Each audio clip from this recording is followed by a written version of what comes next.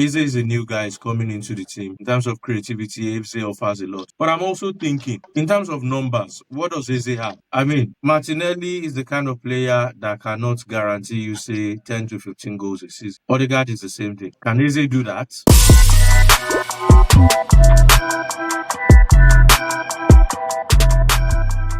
Good evening, ladies and gentlemen. Welcome to another episode of the Let's Go podcast. Football resumed in Germany the first time this season in what was supposed to be an interesting clash between the Bundesliga champion and RB Leipzig.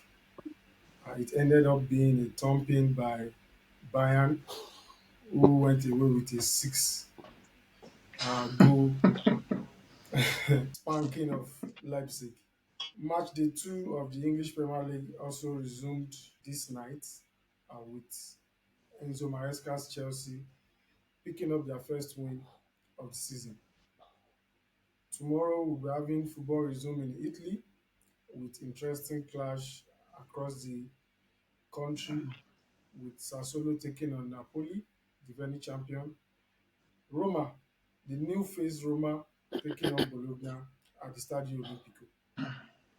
On the transfer front, Isak continues to demand for an exit. Milan has signed Victor Boniface, our own Victor Boniface, while Inter has finally opened their checkbook and signed Diouf from Lens. Good evening, guys. It's good to have you on today's show. Good evening, Sam. Good evening, Samson. Without wasting much of our time, I want us to go straight into the Isak situation. A lot of analysts have come out in the week. They are the pro Isak, they are the Newcastle, and we've heard comments like, let him go.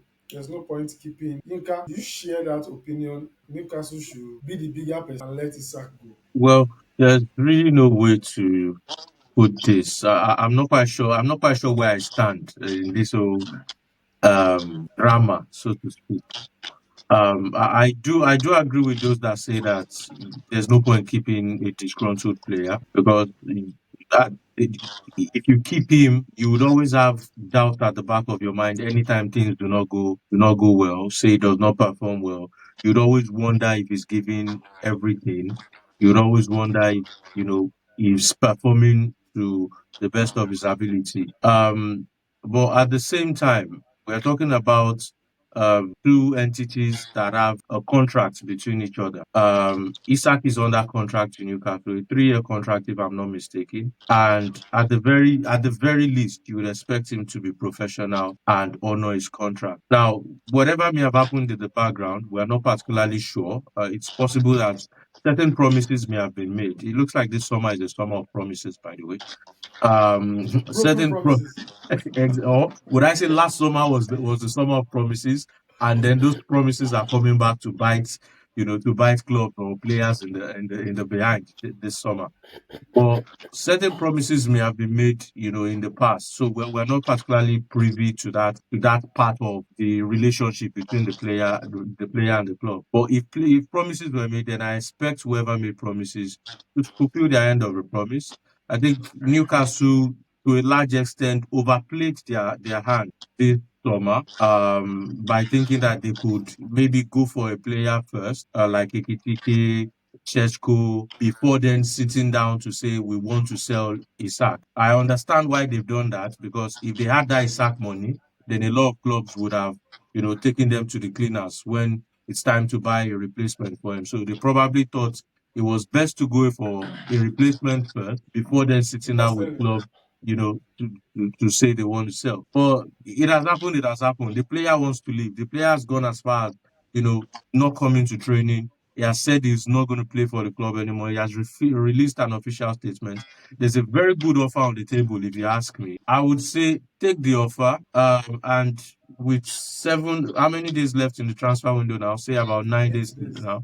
Go for a replacement and then go about your season to try to achieve the objectives that you set for the season. JD, you are Newcastle. Do you have any replacement in mind? Thank you. It's a dicey situation. I am neither here or there, but I just feel that when situations like this abound, there should be a kind of compromise. If the club is not agreeing with the player and the player is not agreeing with the club, there's definitely going to be some kind of conflict. So the best thing to do in this situation is sit down, hold talks, and come to an agreement on the best possible solution. And my take on this issue is that the player has made his intention know that he wants to leave, he wants to make the step up. He has served the club for about 2 or 3 seasons. He has been a good servant, and he has told the club, he has communicated it that he wants to leave. And the best thing for them to do is to allow him. That's because he has a price. They named their price, and I think Liverpool have matched that price. But now they are not allowing the players to go. But the funny thing about the whole situation is that what they feel that Liverpool is doing to them on Isak is the same thing they are doing to Brentford on Wisa, and it is the same thing Real Madrid did to Liverpool on Alexander-Arnold. So Newcastle should understand that they are Newcastle. You are not Manchester United. You are Newcastle United. You are not one of the biggest clubs in England. You are Newcastle. You are a mid-table club. At best, you are a top 6, top 7 side. So Isak wants to level up. He wants to move further in his career. Let him go and have his wish. Let him go and play where he deserves. Because you as well are trying to poach Wisa from Brentford because you feel that you are a bigger club than Brentford. Now Liverpool is a bigger club than you are. He's trying to sign this player from your side. They have tabled a bid that is worth your valuation of the player, and now you're not allowing the player to leave. I think it's not a fair situation on the side of Isak.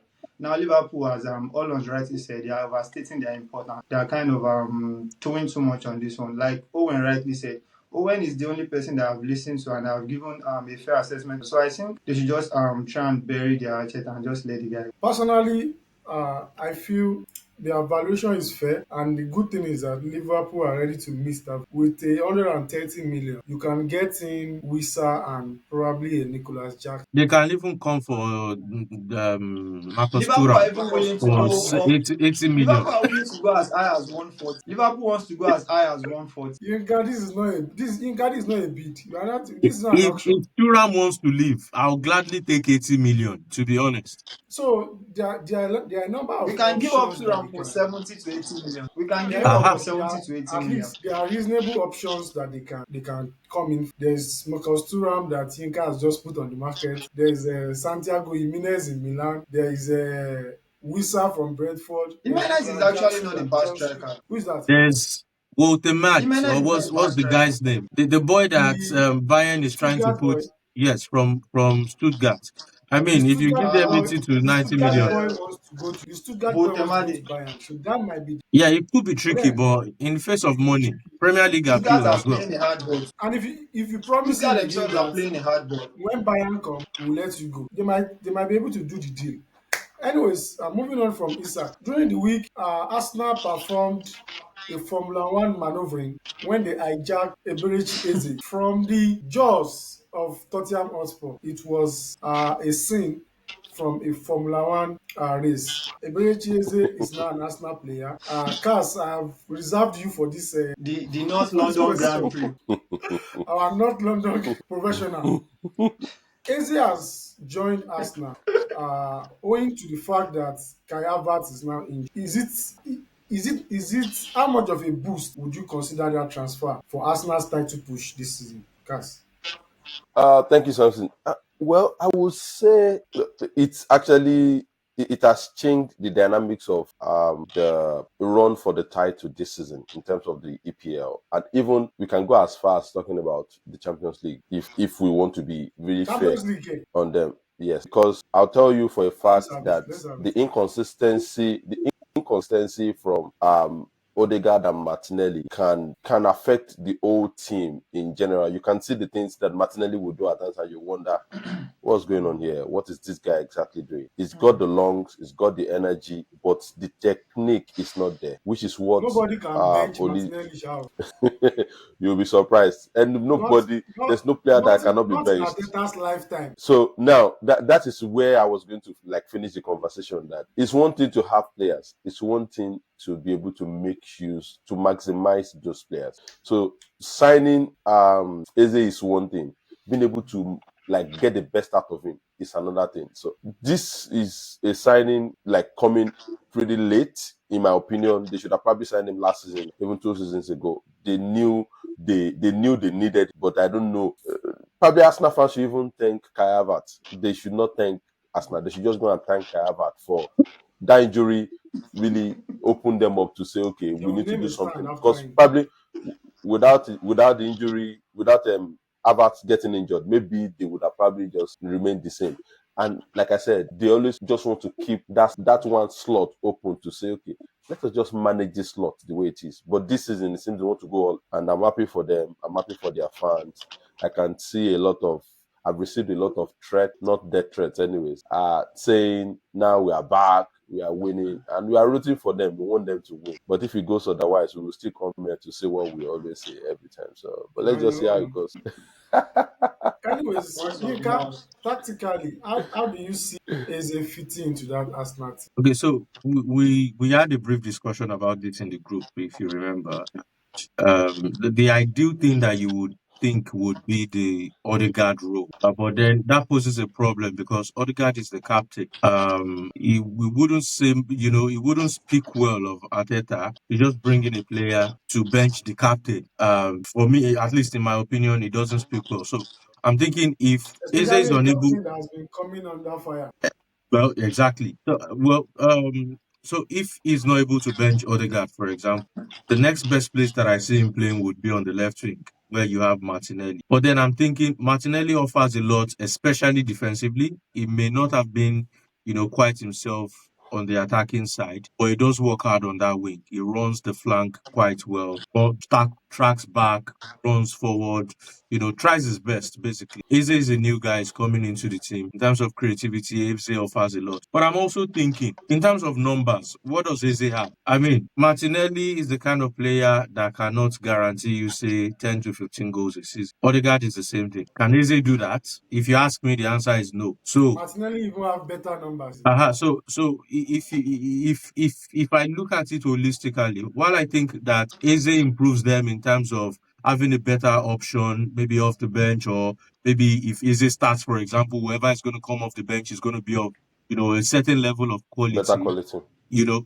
But when you look at the numbers as well, it doesn't really improve them. So what exactly are they gaining? Is it goals? Is it assists? Is it just beautiful football? What Okay, exactly are they Yinka, gaining? let me play a scenario for you. Match day 2, Gyökeres does not score, does not assist. Match day 3, he does not score, does not assist. Match day 4, no goal, no assist. Match day 5, no goal, no assist. Match day 6, do you see Eberechi Eze at center forward? Well, it's not so strange to think about if you ask. Even though he's not a center forward, he's not a center forward, obviously. I do not think it will happen, but I don't think it's one of those things that you think, oh, it can never happen. And the reason I've said that is that Arteta has played Merino as center forward. I know he did that out of necessity. Necessity. You know, it was not something that he wanted to do, but he has tested it. It yielded results to a certain level. So the idea of playing with a false nine is something that he cannot completely shelve. It's something that he would always consider. So, but at the same time, you are talking about a striker that they've spent how much now? About 80 million on. I mean, 63 million pounds. 63 million pounds. That's close to 80 million euros on. I do not think that after 6 games, even if he draws blank for 6 games, I do not think that they'll bench. I think that they'll stay patient. I think it was, I can't remember the striker that said it. I think it was Gonzalo Higuain or one of the older strikers that said that for strikers, scoring goals is like, Have trying you to get forgotten ketchup out Gabriel of a Jesus? bottle. Sorry. I I said, have think you forgotten I think Gabriel? well, I've not forgotten Gabriel Jesus. Gabriel Jesus is never available. But like I said, there was a striker that said that for strikers, scoring goals is like getting ketchup out of a bottle. Sometimes you keep trying and it just doesn't come out. And then once it comes out, it just starts flowing. So I'm thinking that most coaches apply that logic to most strikers. So if you draw, say, 7 games without a goal, they just say open for that one goal that will just kickstart, the good run of open hope, up. or maybe a penalty. And I think that they'll give Jokeres at least half a season before they can even think about benching. Well, personally, I don't put anything past Arteta. And like Yinka said, Martinelli is not going to. Martinelli does a lot No, I didn't say Martinelli defensively. won't be benched. I'm just saying it will be hard to bench him because he works How to hard on bench that him? flank. Yes, how to bench him. And I'm just looking at it from a point of view that Arteta's team is built around 11 players that are good with the ball, that can pass and exchange passes within. Although we've seen somebody like Pep Guardiola go against his own philosophy and put and Erling Haaland in front of a centre forward, and the goals didn't stop coming. But then Arsenal plays from the wing predominant. How much of a service can they provide to Gakpo? That's even a question that they need to answer in the field of play. Against United, they were not that impressive. In fact, United played better than even though they came in with. So we're happy they've gotten Eze. Like you said, Odegaard will be difficult to bench, but then pressure might come in and Eze replaces Odegaard because Of Eze course, is it's best. a high value signing. It costs a lot of Yeah, money, so he has to find a way to. I've read in some places that he might be considering a 4-4-2 as well. Possibly with Saka and Eze on the wings, and then what's it called now? No, sorry, with I don't know who's going to play on the wings, but I read something on Twitter about Saka moving closer to Gyökeres in front as a two-man striker, and then you have Eze and Odegaard being able to play together. That to me is not balanced, but we'll see what he tries to because you have two very expensive signings that you've made this summer, and you cannot afford to put them on the bench. fair point.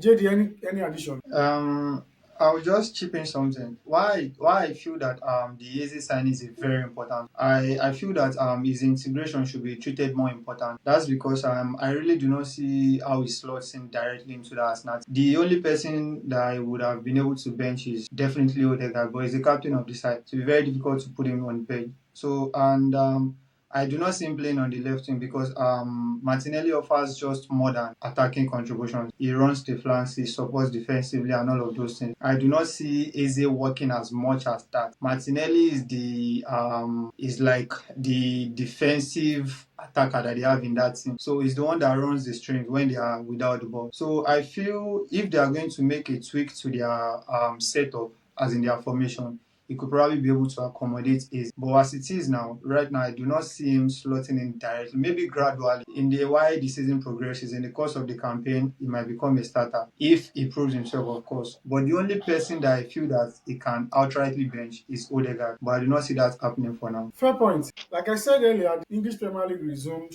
last same for La Liga. Manchester City recorded an emphatic win over Wolves. Liverpool also overcame Bournemouth at Anfield 4-2. Chelsea drew blank first game of the season. Chelsea The world picked up their champions. first win tonight against one of their former managers who is currently running promo. We are happy for them. Yeah. Arsenal was able to go away with a 1-0 win against Manchester United last week also. This week, we are expecting a clash between Manchester City and Tottenham Hotspur. Tottenham Hotspur were able to defeat Burnley in the first game of the season. Yinka, City Spurs, how do you see that game panning out? Well, that's a tricky game. I'm not fully able to judge us yet, especially based on the game against Burnley because Burnley were really poor um, last weekend. Also because I looked at Tottenham's midfield and I felt that midfield was a bit light. And I strongly believe that if they play with that midfield, that's the midfield of Papsa and Valley, if I'm not mistaken. I think those were the two players that Yes. started on the day. If they play with those players against City, I think City is going to take them. It's going to run riot on them. So it will be interesting to see what Thomas Frank starts with. Tottenham certainly looks fired up. I think that they believe that they can actually do something this season. Possibly not win the league or challenge for the league. But in terms of getting back to the levels that we've known them to always be on, I think that they feel like they can do that this season as well, and maybe qualify for the Champions League, or maybe pinch one of the slots from one of Liverpool, Man City, Tottenham, Liverpool, Man City, Arsenal, and Chelsea, which are the teams that I predicted to finish in top four. But we'll see how the season goes. But if you ask me, I'll say, considering the fact that City will be at home, it will be their first game, their first home game of the season. I think City will win. La Liga resumed last week also, and it's the same old athletes. They led for Diego for a large Simeone. part of the game. They couldn't see up the game, and they ended up losing against Espanyol. I tweeted After that all the point and kill. after the point are killed, I Your, think your friend is the coach of the side. Diego Simeone and Mikel Arteta they have the same juju man that is doing things for them. Cass, I know this is a far-fetched question, but do you feel this is the make or mar season for Simeone? At what point will the board say, guy, enough? Or is it too early to condemn him? Too early or too late. I'd rather say too late because I think we've had this conversation here when we said we don't really know exactly why Simeone is still there because there's really I think he's been there for it's probably one of the longest serving manager in any of the top About 14 clubs years so now, far. if you ask me, if I remember very well, Yeah, or more than 14 and years. It's about and 14 what do you years have there to show now. for the 14 years? He came around in Nothing really. 2011. Maybe Two one league titles. one one La Liga trophy, Two league Two La two Liga titles. titles. finals, oh, two league titles. Then he Mm. got Two into league the titles. yeah, Two got Europa into League the titles. final maybe twice, and then at both occasions it was. I don't think there's really anything to show. Like you said, for you to have even started the question with probably they share the same juju man, it really shows it's beyond what we can even think ourselves. That why are these guys still there after this very long time? They are not achieving anything. Go for a manager because the thing with like you said, they share almost the same ideology. I think they are like the almost team. Graduated from Oh, the we same will school. almost get there. Yeah, we will almost get it, and then we end up not getting it. And like we said, point and kill. Give me this one. Give me this one. Give me. It's not like it's not been getting Almost FC. quality signings. It's been getting quality signings, but I just at the end of the day, I don't really know. I don't know. I just think probably they finished Simeone and Arteta when they were in school. They almost finished second in the same class almost all the time. So they just brought the same ideology into their managerial, and then that's because for me, I don't I know. I have, don't know why. I, I don't know why the management team has not like told him, shown him the way out till now. I don't know why. I have a contrary opinion regarding Simeone and Atleti, actually. With regards to your question earlier about whether it's time for the board to move forward and sack him or move to another coach. I think that if you look at it critically, for me, I believe that the club or the club's management understands that they are the third best team in Spain. I mean, they understand that regardless of what they do, they would always remain the third best team in Spain. They would always be Real Madrid and Barcelona ahead of them. So for me, it looks like they are fine with picking up whatever is left after Real Madrid and Barcelona have taken everything that they need to take. So if Real Madrid and Barcelona snooze and there's a league title left to be taken, expect Atleti to be in the position to pick up that league title. Where they might have a problem would be when a Valencia, for example, or a Villarreal Or then a comes and Villarreal. picks up that title, it then becomes a problem. So I think that with what Simeone is achieving, the board may be okay with it. And I'm not saying this as an expert. It's just my impression of what I think is going on. Or The they are board may scared be of okay with change. it. I share that And that sentiment. is why they're worried that if we change this guy, are we certain that we're going to keep getting these results that this guy is getting? So I think that that's why they're worried. The only place where I have concern is, for example, if you look at the Club World Cup when Simeone lost to PSG, and he was pointing at the fact that PSG are able to spend a lot in the transfer window and they just have to feed off scraps. But that's not the truth. I mean, this summer you were hijacking moves from other clubs. You were hijacking deals from other clubs. Over the last 10 years, you're probably one of the biggest spenders in Europe. If you are complaining about not being able to buy players, what should clubs like Inter or AC Milan say?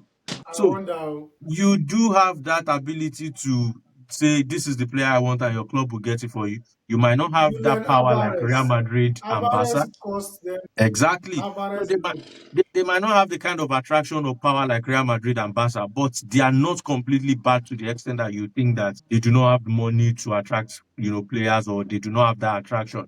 So that's the only place where I might have a bit of a problem with Simeone when he complains about not getting a lot of investment or other clubs getting more investment. For crying out loud, please, please, please shut up. You get money. Just go take your third spot. If you can win Europa Just League, win just Europa get League. If get you can out of qualify here. for Champions League, qualify for Champions League. Well, personally, I'm tired of Simeone and Atletico Madrid, and it's the same song every season. They start the season by December, January. Atletico Madrid season has ended. Basically, they are probably out of the cup. They are out of the league runnings. Champions League gone. They are almost out. Their season is usually like this: start well, then by November drop form till like January, And then by February, I pick feel up form again, just enough to finish in top four top four. It's embarrassing for a club every single just like time. and I don't know, it's very sad. Still in Spain, Real Madrid picked up a narrow win in their first match of the season. But then the win has not been the talking. The interaction, or let me say the attitude of Vinicius and Mbappe has been the talking. Clash of ego, coupled with the fact that Vinicius is demanding for a new contract, asking for more money, and there's the Rodrigo issue, and also has frozen out Rodrigo for whatever reason. Yinka, we have seen how, or let me ask Cass now, we have seen how issues like this derail a whole season for a club. I don't know how the Spanish media, but I know in England, I remember Ten Hag having to answer the Sancho question for the whole season. And whether he likes it or not, the whether it's proven or not, those kind of scenarios affect the morale of the team. What is the lasting solution to this Vinicius Mbappe territorial clash at Madrid? Cass. So I'll keep my answer as short and as simple as possible. Get rid of one of. It's as simple as that.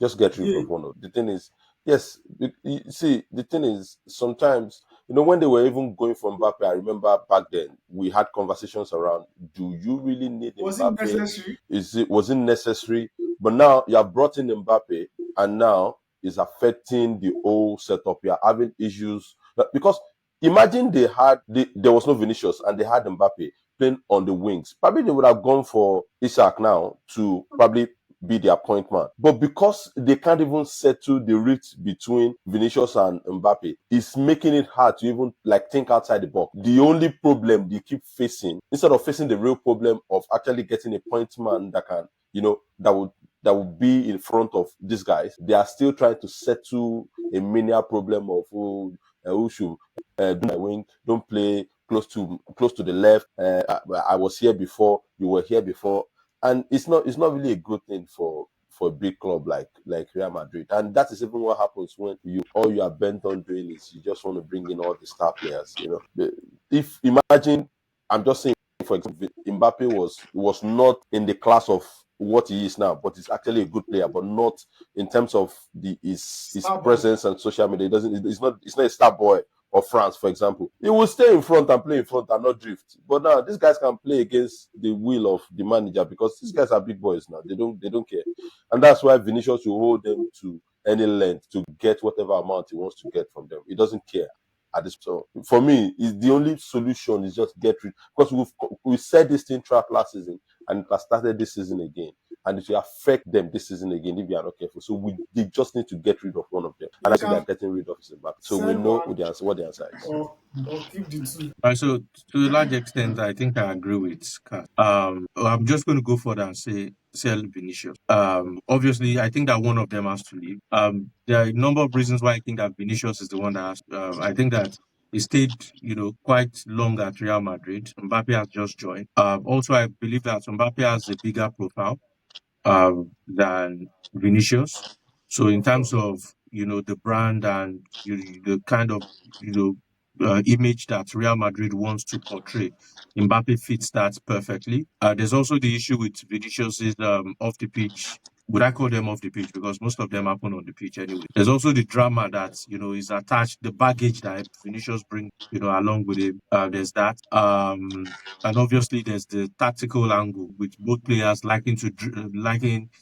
always wanting to drift to the left every time in games, which you cannot blame them for. There are some things that you do due to muscle memory, something that you've been doing since you were probably in the cadets, or what was it called now, in the youth team, Academy. in the academy. So you've been drifting to the left, regardless of what the coach tells you. Every once in a while, that muscle memory is always going to kick in, and you're going to drift to the left. And both players are doing the left. And the other solution, so that's the first solution for me. One of them has to go, and if one of them has to go, it has to be Vinicius. Also, I forgot to add that obviously, in terms of numbers, Mbappe contributes more, whether it's goals or assists or whatever. Mbappe would definitely always do more than Vinicius in a full season. But the second option for me, and I say second option, not like this should be really considered, but it's something that can be given a bit of a consideration would be to move Vinicius to the right. I've always maintained that I think he has the attributes to play on both flanks. It's just that he's been restricted to always run into the byline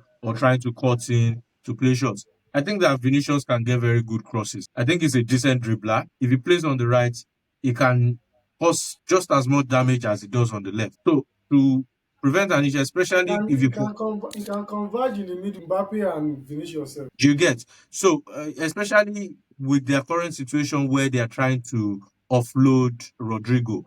So it means that that flank is basically, almost vacant. I know that they've been playing Brahim Diaz there. They've been playing a number of people there.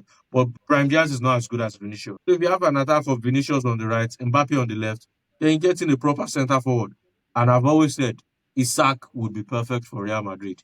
I mean, I can only think of how devastating an attack of Vinicius, Mbappe, and Isak will be. So that's also an option that they can consider. But if they do not want to push Vinicius on the right, or for some reason, maybe they've had the discussion and Vinicius has said, no, I'm a star player, I'm not leaving my position for anybody, I'm not playing on the right, then one of them has to go. And if a player has to go, you're having contract problems with Vinicius. Vinicius does not deliver as much as Mbappe. Vinicius has this baggage that he carries with him, then Vinicius has to be the person to leave. Are there suitors? There are suitors in Saudi There now. will always be. The suitors in Europe, I doubt it, because but Real Madrid, I think he has a 1 billion release clause for starters. So nobody's playing that. And whatever Real Madrid is going to request for, just imagine they're asking for, I think 90 million for Rodrigo. How much do you think they request for Vinicius? Maybe 150 or 160. And you have a player that is asking for 20 million plus 10 in bonuses from Real Madrid. So who is going to pay that? I think the best option would be to go to Saudi Arabia. I mean, it's won everything there is to win in Europe anyways. So in all of this, I pity Xabi Alonso. It's not the kind of environment grow in as a manager. He's young, whether we like it or not. He's going to have his own emotional contribution, trying to pick favorites. He's already even leaning towards some players and not. And it's a very bad situation. If Madrid cannot get rid of Vinicius and this continues and results don't go their way, Alonso might be the sacrificial lamb while they bring in a much more experienced or a firm manager, somebody in the mode of a Jurgen Klopp that can close eyes and bench you and nothing will happen. And nothing will happen. Yep. For now, Alonso is still trying to build a career. This should be You cannot just put everybody on the bench. So we really wish Alonso all the best. Barcelona have started flying. Impressive win away at Mallorca, even though there was some controversy, but we expect them as always, to As always, to have a stranglehold of title this season also. Moving on from all that, I want us to have a player discussion where we compare two of the great games. Today we will be talking about two players in the goalkeeping position, one left-footed, one right-footed. One excelled at Chelsea, the other excelled at United. One is a Czech national, the other is a Dutch national. I'm talking about no other than Petr Cech and Edwin van der Sar. Chelsea legend, Arsenal legend, also Petr Cech. Everybody is a legend in Arsenal. Don't worry. While there is Edwin van der Sar, a legend, United. His peak started late. I think he was almost 29 or 30 when he joined United, but he delivered his constituency. So now I'm going to do pick for pick. I'll let my panel pick who they go with. But before I let you pick, let me just roll out their career stats. Petr Cech played 379 matches, club and country. He had 390 clean sheets and he ended with 21 trophies. He went through Sparta Prague, Stade Rennes, Chelsea, and Arsenal. Yinka? Sorry, did you say 379 and 319 clean sheets? No, 879, 390 clean sheets. I thought Check chop go where now for Arsenal. I was surprised for a second. While Edwin van der Sar, he played 945 matches, club and country, and he finished with 436 clean sheets. He won a total of 26 trophies and he represented Ajax, Juve, Fulham, United, and of course the Dutch national team. Dunga, I'm starting with you. Check Van der Sar, pick for pick. Who makes your starting 11? tough question. A very, very tough. If we are limiting it to their exploits in the Premier League, Cech is arguably the best goalkeeper to have graced the Premier League. But if we are extending it to the whole of their career, I think Van der Sar would given that he proved himself. Where did Van der Sar excel top again? European. He won the Champions League with Ajax. He won the Eredivisie 4 times with them as well. He was at Juventus for 2 seasons, I think. He still came to United and proved himself. Before United, he was at Fulham, and we all know what he did at Fulham before Man United signed him on. And he still went to Manchester United and continued where he left off I can't from hear Fulham. So Dunga, but I don't know if Van der Sar was I a starter think in that Ajax Champions League winning if team. we are if we are if we are comparing the whole of their career, I think I see Van der Sar Can anybody hear as him? I can't hear him. Van der Sar was. Can you hear me now? I think there's something wrong with the network. Let's continue. Okay. Yinka, Dunga has picked Van der Sar. So Van der Sar 1, Cech 0. So I'm probably the worst person to ask about goalkeepers because I can judge almost any player from any position on the pitch. But for goalkeepers, I always find it hard to tell who is a spectacular goalkeeper and who is not, except for when, they make mistakes. But if you look at their careers, both fantastic goalkeepers, if you ask me, especially when you consider their careers. Nowadays, we have goalkeepers like Andre Onana and the likes. But and Bayindiri. I mean, what's the other guy's name? So But the Turkish man. but back in the day, we had Peter Cech, for example, that considered just 15 goals in an entire season for that Chelsea team under Jose Mourinho. Van der Sar that was spectacular under Sir Alex, did well considerably at Fulham as well, because it was performances at Fulham that made Sir Alex eventually go for him, even though he was quite on the older side at the time that he joined Man United. If I was to pick one, like I said, I'm not a good judge of goalkeepers. But if I was to pick one, I would go with Peter Cech. Peter Cech is just Peter Cech for me commands his defenders properly or better, so to speak. I remember during Jose Mourinho's era at Chelsea when John Terry and Carvalho were starters. That trio of, would I call them defenders now? That's Peter Cech, Carvalho, and That John Terry. triangle. That triangle was almost impenetrable, and I still always have memory of that team anytime I think about Chelsea because they were almost you couldn't break them down, and part of it was because of the organization that was in that defense. And who coordinates a defense best is mostly down to the keeper because the goalkeeper has a very wide Broader view of view. everything that's going on. He's able to tell you move to this side, you move to this side, and so for me, I'll just go with Peter Cech. But like I said, goalkeepers not really my thing. Cass, check Van der Sar. I would almost align with Yinka on this because yes, I could remember the combination of the trio, like you said, Carvalho, Terry, and Peter Cech back in Chelsea. Tremendous, backline. You hardly go past these guys. In as much as I believe that a goalkeeper is as good as his defense, not in the case of Onana. Now I just collecting But bullets. but for me, I would say Peter Cech because he commanded his territory. You could see he had even his expression was in terms of facial expression when he's on the field of play is a bit different. Van der Sar is more of a calm player. He's good, like everyone said, these guys are both legends in their ways, But then I would pick Peter Cech over Van der Sar. Okay. Peter Cech 2, Van der Sar 1. Okay, personally, these are two great goalkeepers. And if I'm to talk about shot stopping, I think I would favor Peter Cech when it comes to shot stopping. But if I go further and look at distribution, Van der Sar would have excelled more in this era than Peter Cech. Van der Sar had excellent distribution. And I think that came from being a Dutch player. Passing is not something difficult for Dutch players. Why is the You have goalkeeper judged mainly on passing? Like I keep asking, where is football heading? That's why I said in this era, distribution is much more important. Distribution And is important, but your defenders can also distribute. A goalkeeper should be judged based on his ability to keep the ball out of the net. To stop. Yep. well said. You got all confused. Anyways, Vanessa, I think Vanessa has the record for the longest unbeaten in the Premier League. I think 14 or 15 without conceding. So two great goalkeepers, but personally, gone to my Petr Cech or Van der starting, I think I would go because considering the club he played for, the Chelsea, the way Chelsea evolved as a team, you can hardly talk about the evolution of Chelsea without mentioning John Terry, Carvalho, and Petr Cech. They basically wrote the modern day history of Chelsea's success, at least from defense moving up. So personally, I would go with Petr Cech, and that's not to say Van der Sar is also a wonderful, did exploit, won the champion. Petr Cech was also instrumental in the Munich final, Chelsea. I remember him stopping that Arjen Robben penalty in extra time or so. So two great goalkeepers. I would go with Petr Cech. So I think Petr Cech takes this day tonight. Probably on the next episode we'll talk about it. Probably a strike or a midfield. For now, I would say we've had interesting discussion in the transfer window. Hijacking is still going on. Player swaps. Hijacking is allowed.